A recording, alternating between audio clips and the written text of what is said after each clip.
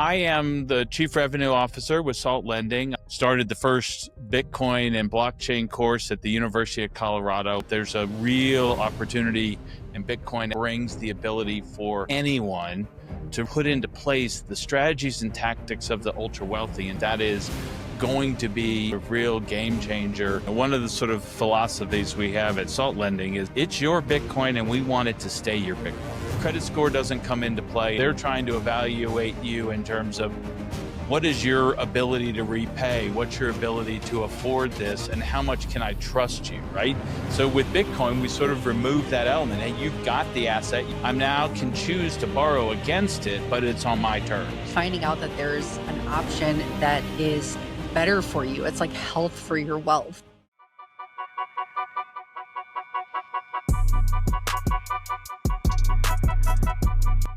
Thank you so much for joining me. Thank you for having me. So today I have Hunter Albright with me. I want to hear what you're doing in the Bitcoin space. So can you tell us a little bit about yourself? Happy to. And Staci, it's a pleasure to be here today. I am the Chief Revenue Officer with Salt Lending. I got started in sort of my Bitcoin journey about 2017 after having spent sort of several decades in traditional finance, really focusing on consumer payments and consumer lending. And since then, I started off really around education. I started the first Bitcoin and blockchain course at the University of Colorado, where I'm an adjunct faculty member teaching strategy and entrepreneurship, and really have been sort of going in deeper ever since. And joined Salt Lending about 2.5 years ago because I sort of, realized that Bitcoin as an asset class, has a lot of potential for a lot of the things that I think the community knows about in terms of really sort of self-sovereignty and thinking about sort of financial freedom and flexibility, but also the ability to build wealth. I think that there's a real opportunity in Bitcoin as a technology brings the ability for anyone to really start to practice and put into place the strategies and tactics of the ultra wealthy in terms of building wealth. And I think that is going to be a sort of real game changer in terms of how anybody thinks about their own finances and their own wealth. I love that. I love that you saw that and you realized that this is the way to go in the future. What inspired you to first bring blockchain education to CU Boulder? So I was, as I mentioned, I had spent, ran global credit card and payment card portfolios for leading banks, and really understood both the strengths and the weaknesses of the current system. And as I started to understand and go deeper into the actual technology of Bitcoin and blockchain, felt like it was just really solving a problem in terms of the transparency, in terms of the peer-to-peer sort of direct nature of transactions, as well as really sort of the divisibility of the asset type. And, I have a background, I've got a PhD in systems engineering and really focused on AI in my research, which got me into financial services. And so really look at that aspect and being important in terms of the opportunity for Bitcoin and sort of digital assets to play an increasing role, not only in terms of how we think about wealth, how we think about payments, but also how we and machines will do transactions and protect data going forward, with which I think with the growth of AI and what we've seen over the past 2.5 to 3 years is becoming increasingly more important about how we think about protecting our own data, as well as ensuring we get compensated when and if it's used. Yes, I agree with that. It seems like Bitcoin is the currency of, technology and AI, and it's the world is shifting that way. I love that you're a systems engineer because I always feel that people with that background understand this system. They understand Bitcoin and they're able to just see the way that it is interacting with the rest of the world. And so when you teach, are there a lot of courses being taught like this, what you're teaching at Boulder? There is more coming along. I think early on, it was really driven by the interest of sort of student clubs at a lot of universities. There, in sort of, I would say 2015, 2016, as there was a ramp up in interest in sort of the price, there's been a lot of student clubs that formed really more from a trading and from an investment perspective. And so I about that same time I got involved in a nonprofit called C4, which is really doing a lot around Bitcoin sort of education. They run sort of I'm on the advisory committee there, and we sort of help build out the certified Bitcoin professional as an exam to help people really learn the basics about what is Bitcoin, what's behind the technology, how can they use it. And as that started to build and more people sort of started to show interest, both in terms of it as a digital asset, but also wanting to know more about the technology, the philosophy, and a lot of the underpinnings. It has become clear that it needs to be taught more as a course so people can start to piece those things together. And it is spreading more globally around sort of what is available both at universities, but also more and more education is available just through YouTube and other places, which is great because I think how people are getting educated is changing, and it needs to be more accessible, and there needs to be more tools out there for people to understand how to, one, get started and then evolve how they're using it in their lives. Yeah, it's very important to be teaching it in schools because it is being taught worldwide and there is so much education available online and on YouTube. So why wouldn't it be mandatory that it's taught in colleges when it's such a revolutionary technology that people should understand, especially at a university level? Do you think it should be part of a general education course for people? I mean, do you think it's that important where everybody should learn about it? I do. I mean, I think it's really interesting. I mean, I'm of a generation where I've always been tech forward and emerging tech forward with a lot of what I've done. But when I look at sort of the students that have gone through my classes and a lot of the people that I interact with, I mean, everybody thinks about currency, about money, as being digital first. And that's a real shift. And so when people think about financial systems, they think about sort of investing and wealth, there's just a real bent towards, sort of a digital first mentality.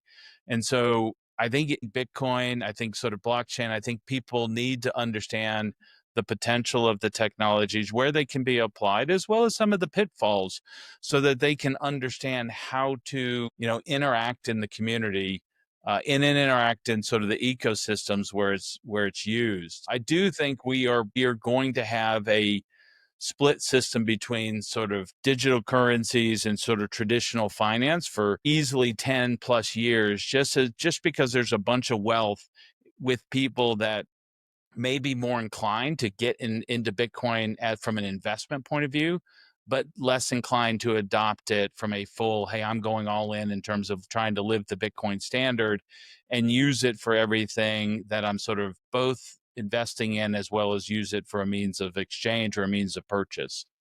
Yeah. And I think that, when you said that Bitcoin is, finance is going digital, it's interesting because finance has been going digital since, debt and credit cards have become, pretty much the norm. So people don't think about cash anymore or using cash. It's like people get direct deposit, everything is digital already.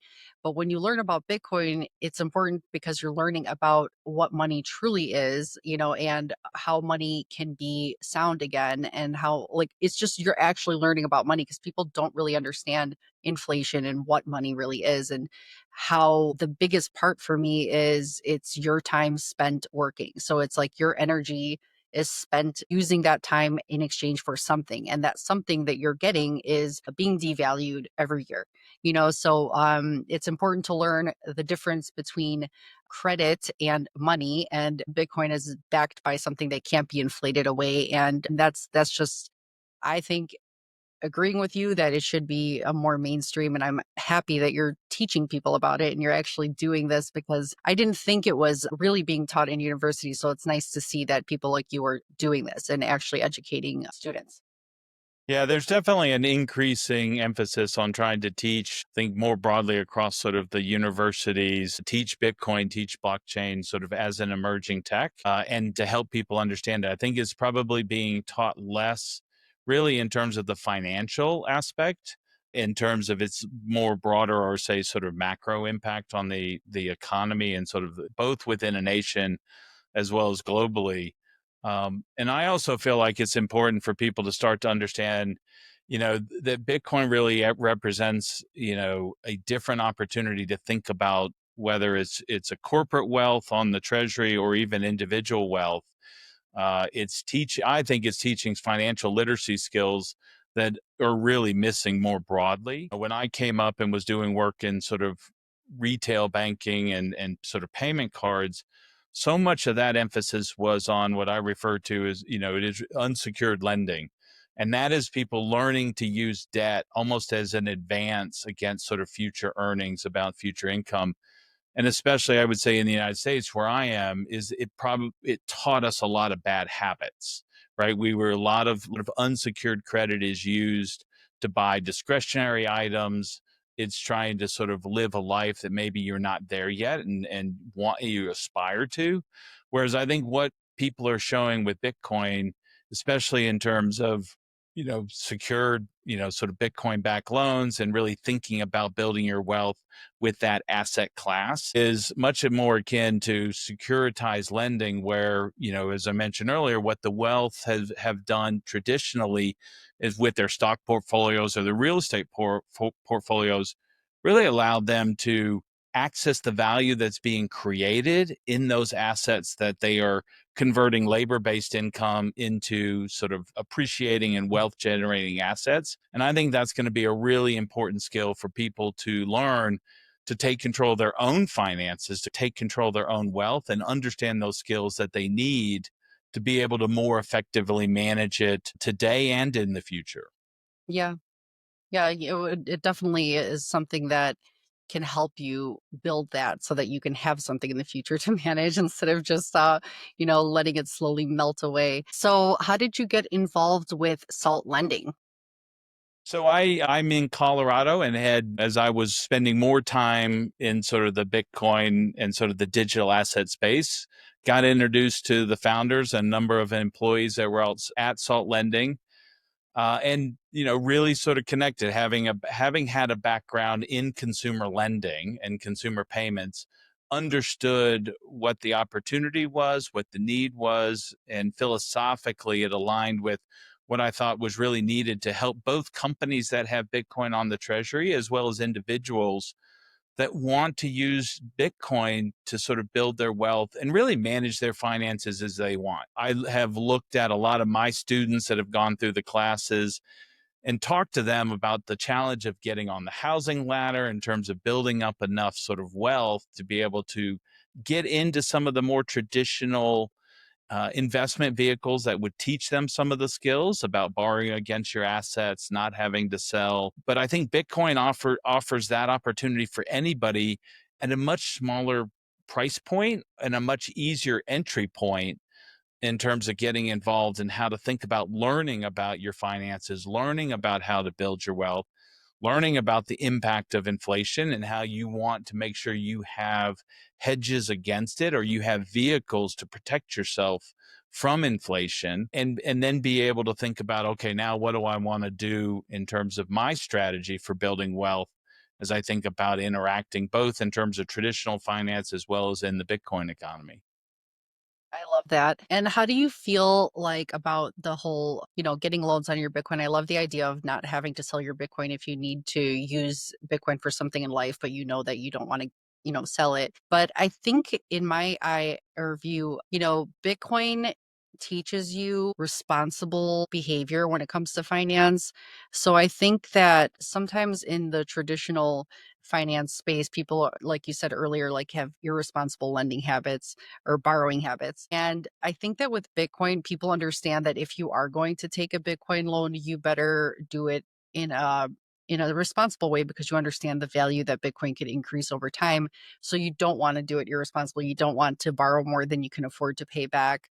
And so I think, do you teach that to people when you do give them a loan? Is it something that you try to not make sure people are over leveraged so that they don't get in trouble financially that way and regret doing that loan?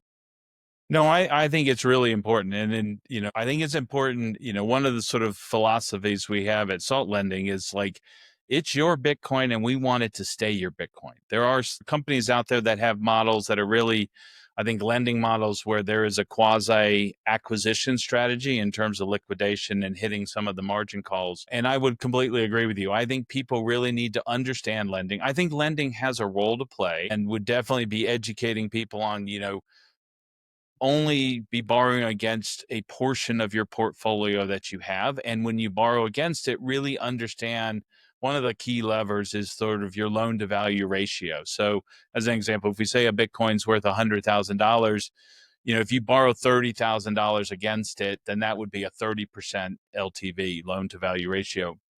And historically, that has been very safe in terms of being able to absorb any amount of price drop, significant price drops without sort of the need to be urgently meeting margin calls or having a really heightened fear of liquidation.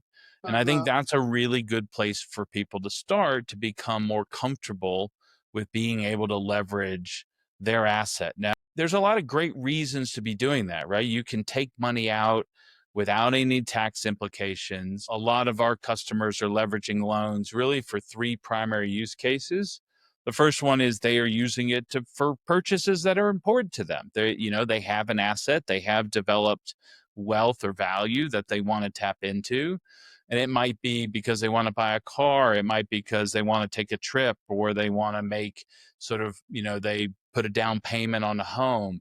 There's a variety of use cases where it really can enable people, right, as an alternative to savings to build that value. And then when you want to use it, tap into it. The second primary use case is we have a lot of people that are leveraging their Bitcoin value, their Bitcoin wealth to either retire off of or just even supplement their income.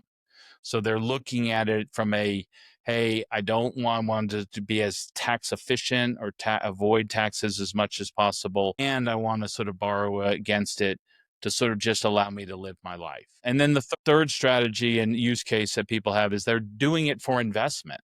And it might be buying more Bitcoin, or it might be buying real estate or other assets that might be income generating.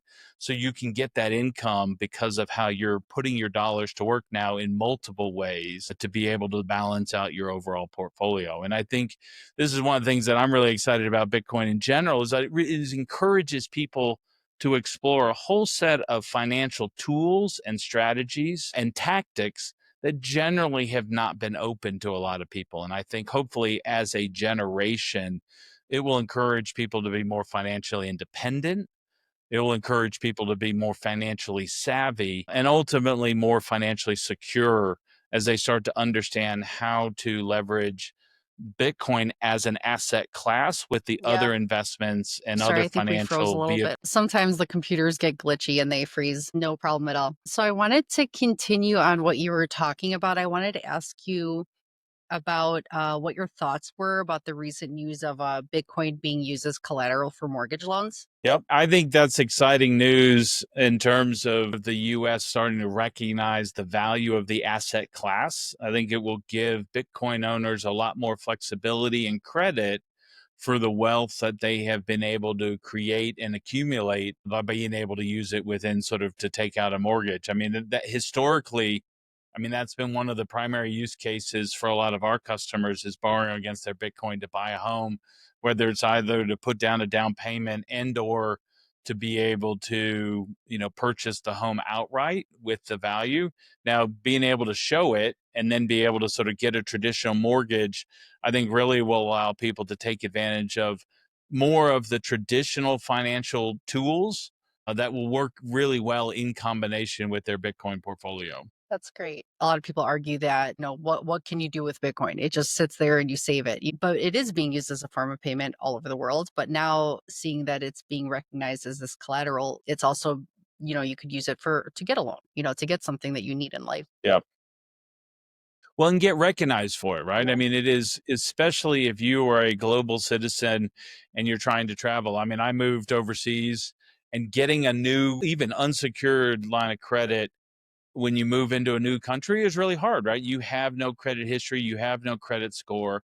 And so now with the opportunity to be able to have an asset, to be able to have wealth that you can demonstrate you own really opens up a lot more flexibility. I mean, that's one of the things we get a lot of people coming to Salt Lending to be able to access cash because They don't want to use sort of a traditional credit system where credit score is required, but they still need cash to operate within whatever ecosystem they are in, whatever country they are in, whether it's sort of making payments or even just have it interacting from a commerce perspective. And so having that flexibility, and I think ultimately allowing people to make that their own choice about what they want to do, is great. Yeah, and being able to get that loan, like you said, if you are moving countries and you have all your assets in some sort of a traditional stock market, or if you only have credit score in one country and not another, that's true. That makes so much sense that, having Bitcoin is global. You can go anywhere and get a loan anywhere that you decide to live, and you're not tied to the country you grew up in. So also, I wanted to ask you about, like, so you said about credit scores. So with Bitcoin loans, getting a loan on your asset, does credit score come into play when you decide an interest rate for people, or is that more of a, new way of thinking? No, we don't use, and I don't think a lot of the Bitcoin backed lenders use credit score. I mean, so it really is for people that have wanting to operate outside that system or just not require it. We do work closely with regulators, and so we go through an ID and sort of verification stage, and then once collateral has been deposited, we do anti-money laundering checks in order, in the process of our underwriting for a new loan.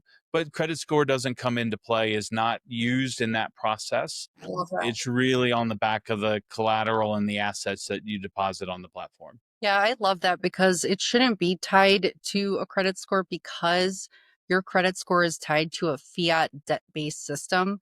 So people's credit score comes into play when they've been living in that world. They've been using that sort of a platform, so that's where your credit score matters in debt, in the debt world. But when you're moving to, your assets to a Bitcoin world, which is sound money, it's real money. It's not a debt based system, so it shouldn't be tied to a credit score that's on a different system. Yeah, and it's a really of a change of mindset, right? It's going from unsecured lending where somebody is giving you money in advance of or in lieu of you actually having the asset. And so they're trying to evaluate you in terms of what is your ability to repay, what's your ability to afford this, and how much can I trust you, right? So with Bitcoin, we sort of remove that element. Hey, you've got the asset, you can show that you have the asset. And now as a owner of Bitcoin, as a sort of, that having that wealth, I'm now can choose to borrow against it, but it's on my terms, True. right? I can, how much do I want to leverage? How do I want to use that cash? And going from unsecured lending to secured lending, I think is one of the key financial tools that we need to be educating more people about. I think it also is really good for the larger sort of economy. So one of the things that I would say in like the 80s and the 90s and sort of the 2000s, unsecured lending really is another way to print money. Unsecured lending is sort of an influx of money into an ecosystem that helps drive up inflation. It increases the money supply. And so as we as a culture and as larger groups of people move to more secured back borrowing, that is, I think, a much safer and sounder approach to managing sort of a macroeconomic view and financial systems, right? Because the value is already there. We're borrowing against wealth that we've already created.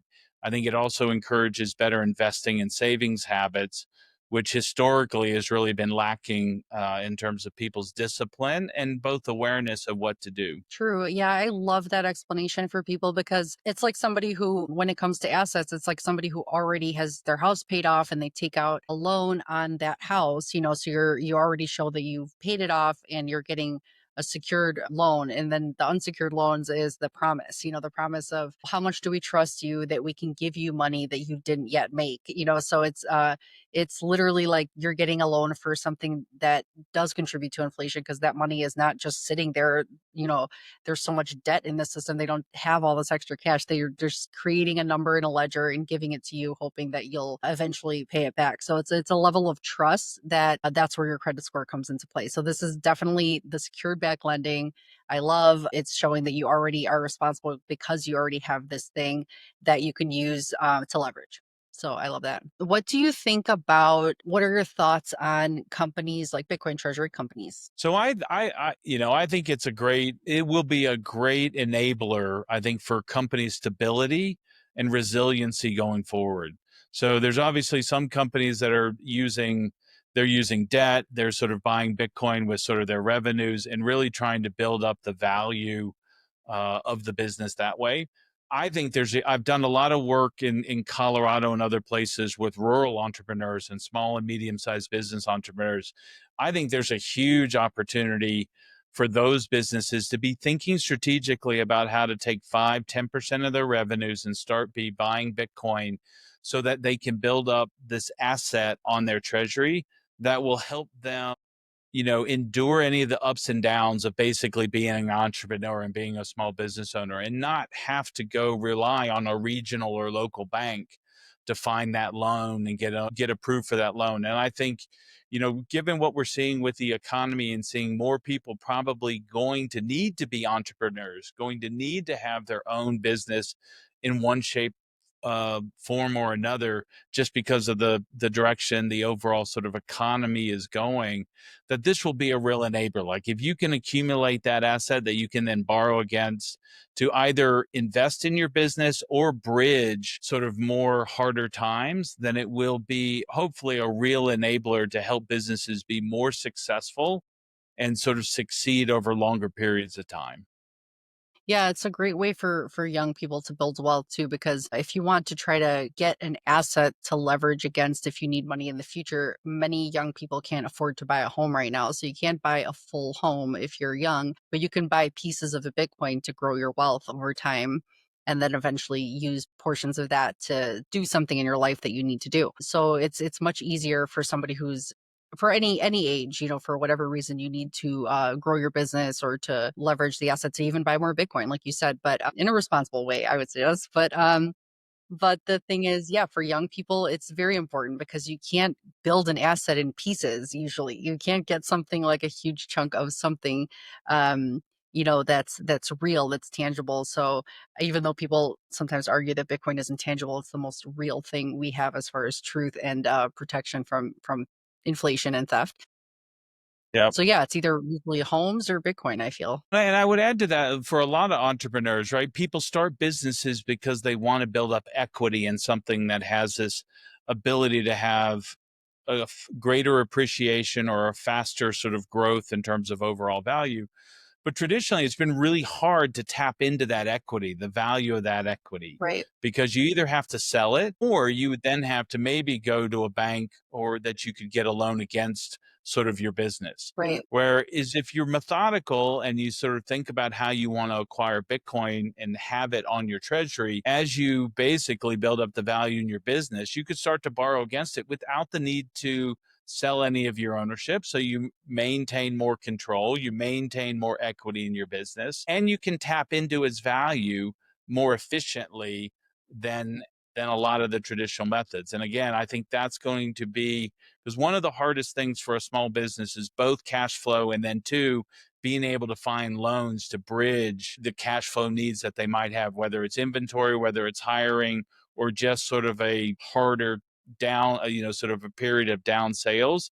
I think that will become really important to being able to tap into that. But equally on the upside, hey, you've built up a lot of value. You don't necessarily want to take any cash out of the company per se in terms of selling it.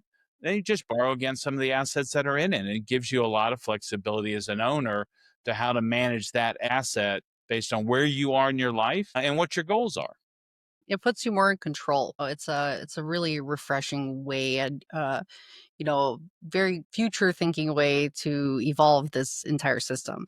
So I love that. So let me see. I wanted to ask you about what do you think about all of the fear? Because I think so many people that hear about crypto or blockchain, they don't really understand that Bitcoin is separate. And how did FTX affect salt lending, or how do you look at what FTX caused as far as the view of people thinking about Bitcoin in a certain way? Do you think that there's an impact in, or do you think it helped seeing that that happened and then showing that it's different with salt lending?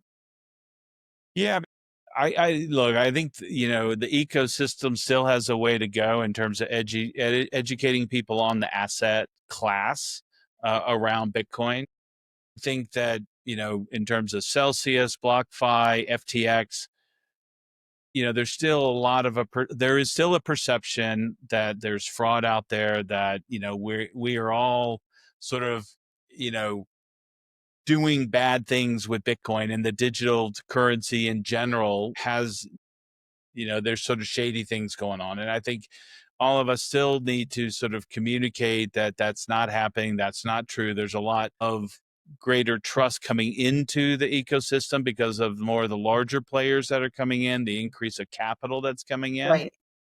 But I do think that anywhere going from sort of meme coins to sort of fraud and other sort of NFTs is hard, because it muddies the water with people that are not necessarily trying to ensure that the assets are as pristine or as hard money as Bitcoin, and just requires more education to sort of get over that and help people understand about sort of all of the spectrum of digital assets that are out there, and what's more valuable and what's less valuable.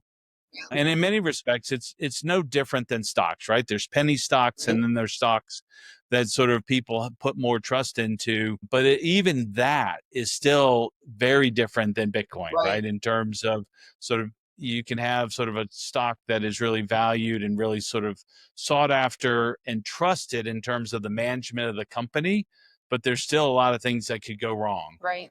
And I still think that's a safer bet, but still a very different bet than investing in Bitcoin and thinking about what that opportunity is, to how to be able to leverage that asset over a longer period of time.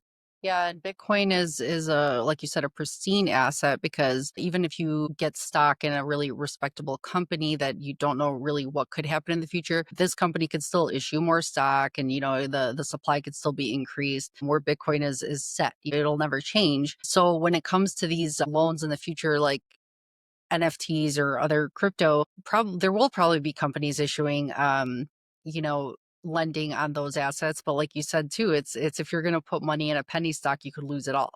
So if people do decide to get something other than the pristine asset Bitcoin and get something else to leverage against, you could lose it.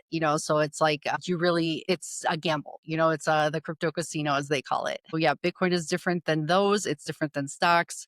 It really is a pristine asset, and it's amazing that more of the world is seeing that. And it's because it's been so trusted, because it's never been hacked, it's never gone down, it's never had a problem, even through all the attacks it's had over the years. It's showing its strength through time, so it's trustworthy that way, and it's really nice. It's nice that we have something like that.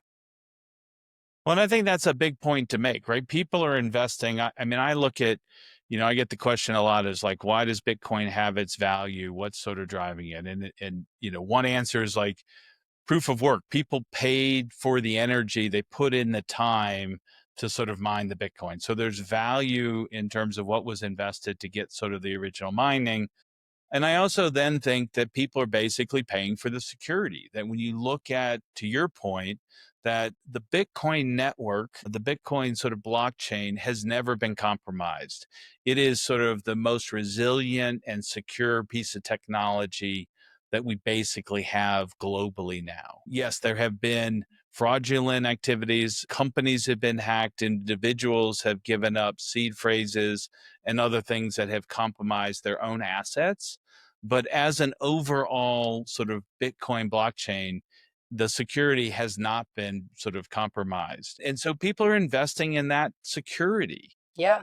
I think that I am curious to see how, as the security of the network continues to be proven and the value goes up, whether we start to see a change in terms of use of Bitcoin for payments. I think that it will discourage people from selling, especially as more companies come into the lending space, more companies come into the ecosystem to be able to provide utility for people that own Bitcoin. I think people will start to see it as an asset to hodl, to hold on to for a longer period of time. And you'll just make trade-offs. Like, I don't think there's one right answer for all payments. I think we'll see more currencies have very use specific application. And it might be that Bitcoin becomes, hey, if you're only going to make super large payments, that's where it's efficient from a cost perspective and you're willing to do it. And then otherwise you find other means and mechanisms to either borrow against your Bitcoin or sort of leverage other assets for, you're getting almost like sort of petty cash type payments in terms of just going ahead to live your life. Yeah. I think that I love that Bitcoin is that impenetrable shield. It's that's the way that I love to think about it when people ask me what backs Bitcoin. Well, it's backed by the fact that the network is so global and massive, and warehouses full of supercomputers that are confirming the transactions that haven't been penetrated. So it's a defense, it's a shield, a digital shield against anybody manipulating that. So it can't be inflated. So I love that the most about Bitcoin. That's what backs Bitcoin is the big shield that's around it. So that's like that's a very important, to remind people that when they ask what backs it, because it's just so hard to understand, and it is confused with all these other, ways that either exchanges were fraudulent or people, gave up their seed phrase or whatever might have happened, but it was never the network. It never went down. So I think that that's a very interesting point. And what I did want to ask your thoughts about also is when we talk about the Bitcoin treasury companies, what are your ideas? Because it seems so hard for me to understand with the amount of Bitcoin that's available on exchanges. It's very little. I think it's under 2 million coins left on exchanges, if I'm right. And with the amount of buying pressure that's happening between institutions and, governments, some of these institutions like MicroStrategy alone is accumulating, I think, as much Bitcoin as is released by miners per day. And then that's just MicroStrategy. So what I don't understand is the whole idea of the paper Bitcoin. People are saying that a lot. People are saying that for the amount of buying pressure that there is, why is the price so level and not really just increasing dramatically? Do you have any thoughts on that? Because that's very hard for me to comprehend. No, I mean, I don't. I mean, I think as more companies come in, I mean, the one thing that's great about Bitcoin, right? It's a 24/7 market. You have a lot of visibility in terms of if you're so inclined to learn more about the futures markets to sort of see where people are making bets on being long on Bitcoin or even being short on Bitcoin. It also helps illustrate provides a lot of data in terms of the demand. And so I think that's very favorable for really anybody that has the inclination to sort of start to learn about it. But as more people come into it, I would expect the price to go up just because of increased scarcity. That if people are not willing to sell it, then the price, will need to go up in order to be able to get somebody to be willing to sort of sell some of it. Right. And I think that's behind a lot of the very bullish price predictions is that there's going to be countries, there's going to be companies, there's going to be larger groups that basically have a mandate to go buy Bitcoin. It will drive it. It would seem from sort of a macroeconomic perspective, drive up the price just because there's less available, there's less that's being mined, and more people are wanting to hold on to it as opposed to sell it. Yeah. Now, I think as more traditional finance companies start to own Bitcoin, it will be interesting to see how they manage it in terms of taking gains, as well as sort of then just buying, sell of it as part of the overall risk strategy or sort of revenue, sort of financial management of the bank. Because Bitcoin is I think a very different asset than a lot of those financial institutions are used to managing. So it'll be interesting to see how they incorporate it in with their existing risk risk management processes and protocols to understand how to get the most out of it. You got me thinking. I have a crazy thought, but it's something that I think is, the way my mind works a little bit. But so futures markets, you mentioned that, and that I think is a really good point. When you think about why Bitcoin's price has been so level when it comes to these treasury companies, it doesn't technically mean paper Bitcoin that they're buying, but I think that there's so much pressure with so much big money in the world that is betting, 10x, whatever. They're betting, leverage trading Bitcoin with huge amounts of money. So I think the futures market is really what's keeping the price so level because there's so much betting going back and forth. So what makes me think about that is, when you think about the Big Short and you think about what happened in 2008, and you think about the mortgage, bubble that was happening with the secured backed mortgages, and then now we think of this whole system being this debt bubble that our national debt is so high, our interest payments on that national debt are astronomical, and it's hard to keep up with because of the printing that has to continue in order to keep solvent and keep staying afloat. But what makes me think what would happen when people talk about this Bitcoin Godzilla candle, how it could just like take off and it could be like overnight, almost like it could be $1 million or something. What makes me think that could happen, like how that could happen, is I feel like and this is just again my crazy thoughts. It's not like this would happen, but when you think about the dollar in the fourth turning and how all these things, the dollar has lasted for so long, but it's coming to an end, and we're shifting into this future currency where Bitcoin will be kind of like a standard across the world. When that ship sinks, when that debt bubble pops, it makes me think that these future markets might go down with it. And that's when we'll see that Godzilla candle.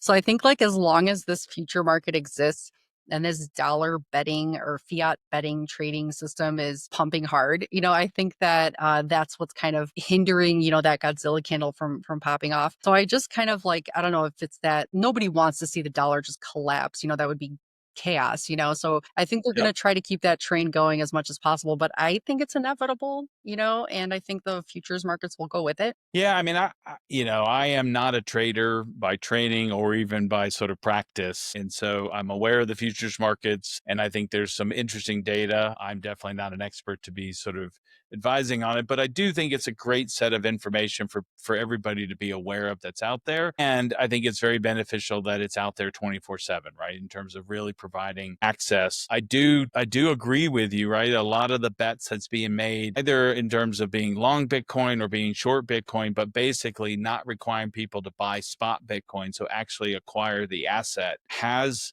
an influence on the overall market. How that plays out, I don't really know.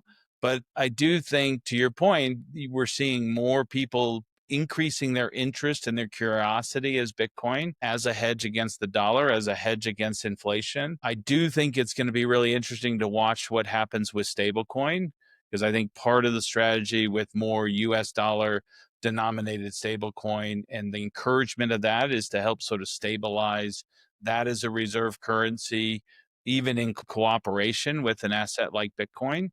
And that will find, the global economy will find a way to sort of balance out both these sort of interest rates. Essentially, what we're looking at now, exchange rates between fiat currencies and digital assets, fiat currencies and Bitcoin.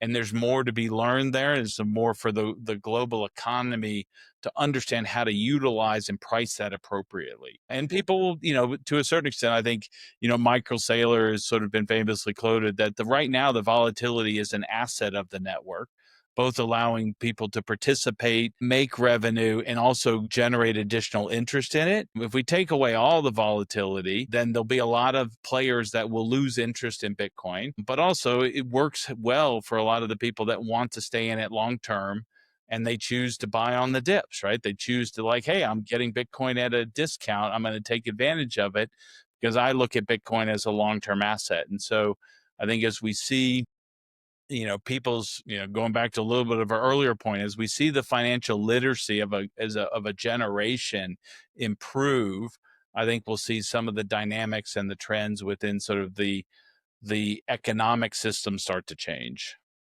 Yeah. The whole point about you saying like what Michael Saylor said, volatility is vitality. Uh, I agree with that because yes, it as Bitcoin dips, more and more people get interested, and then as it rises, more people get interested. But do you think that the 30% drawdown days are behind us? Because lately, like we see these, even if it's a $10,000 daily candle going up or down, it's still not that high of a percentage compared to like being in Bitcoin earlier, where you would see 30-40% drops in price pretty fast, within days, at a time. And it was such a roller coaster ride emotionally for people who were involved in Bitcoin during that time. And that's what really built our strength and conviction, because going through that was very hard, but it also made you realize, okay, great, I can collect more of this thing during those dips. Those were actual dips. Yeah.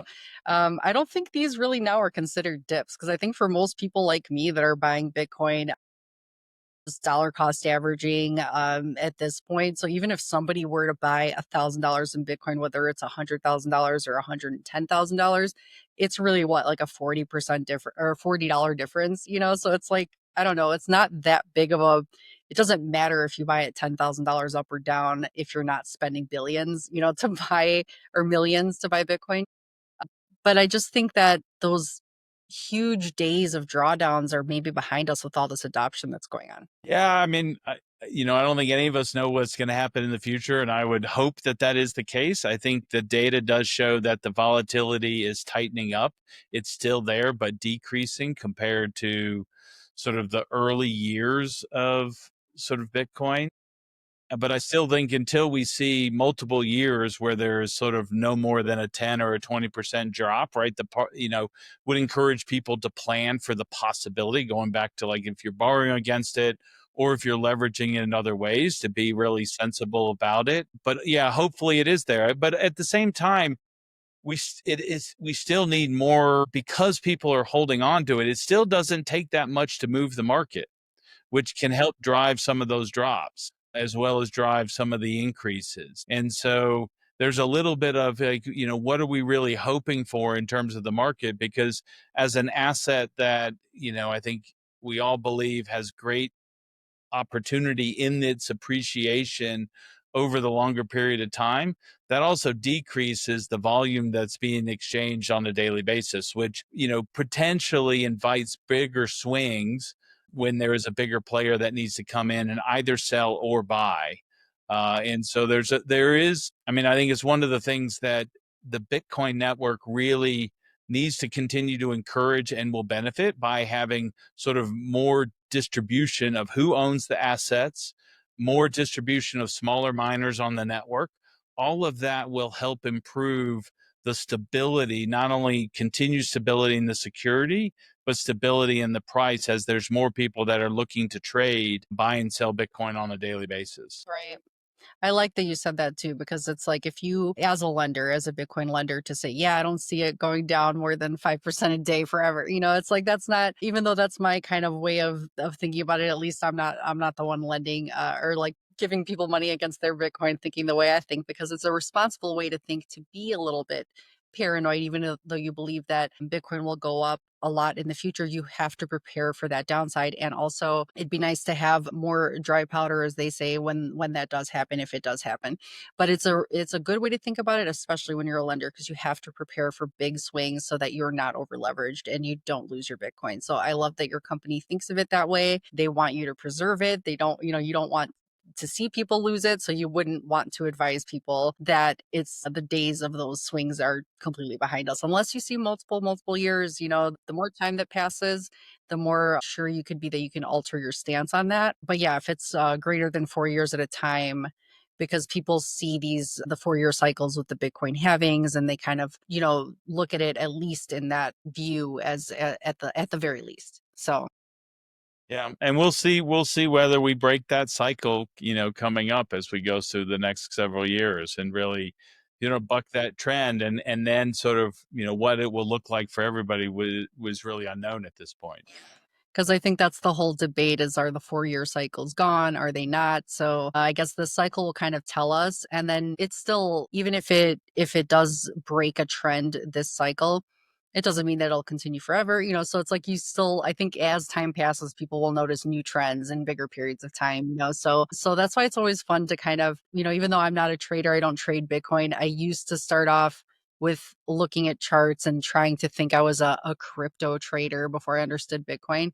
And, but for me, it's still fun to see, like when I look at a Bitcoin chart, it reminds me of what the mentality is of people at that time, just seeing the volume.